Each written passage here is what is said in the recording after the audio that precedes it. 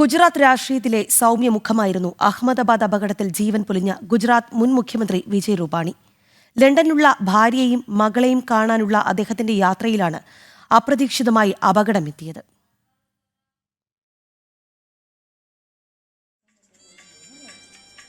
പ്രവർത്തനങ്ങളാണ് ഗുജറാത്ത് രാഷ്ട്രീയത്തിൽ വിജയ് രൂപാണിയെ വേറിട്ട് നിർത്തിയത്. 1956 മ്യാൻമറിലെ രംഗൂണിലായിരുന്നു വിജയ് രൂപാണിയുടെ ജനനം.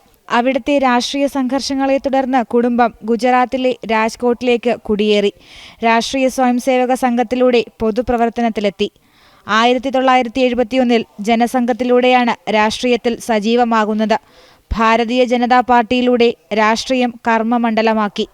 1974 നവനിർമ്മാൺ മൂവ്മെന്റിന്റെ ഭാഗമായതിന്റെ പേരിൽ അടിയന്തരാവസ്ഥക്കാലത്ത് 1 വർഷം ജയിൽവാസം അനുഭവിക്കേണ്ടി വന്നു.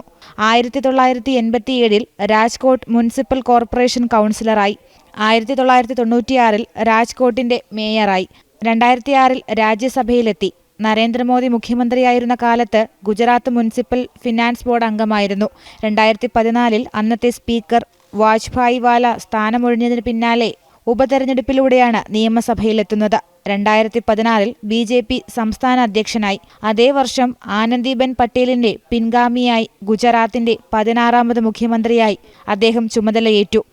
ആനന്ദിബെൻ മന്ത്രിസഭയിൽ ഗതാഗതം, തൊഴിൽ, ജലവിതരണം തുടങ്ങിയ വകുപ്പുകളുടെ ചുമതലയുള്ള മന്ത്രിയുമായിരുന്നു. മുഖ്യമന്ത്രിയായിരിക്കെ സംസ്ഥാനത്ത് കൂടുതൽ നിക്ഷേപങ്ങൾ ആകർഷിക്കാൻ 2020 ഗുജറാത്ത് ഇൻഡസ്ട്രിയൽ പോളിസി അവതരിപ്പിച്ചു. പിന്നാക്കം നിൽക്കുന്നവരെ ഉയർത്തിക്കൊണ്ടുവരാൻ ലക്ഷ്യമിട്ടുള്ള പദ്ധതികളും വിജയ് രൂപാണി ആവിഷ്കരിച്ചിട്ടുണ്ട്.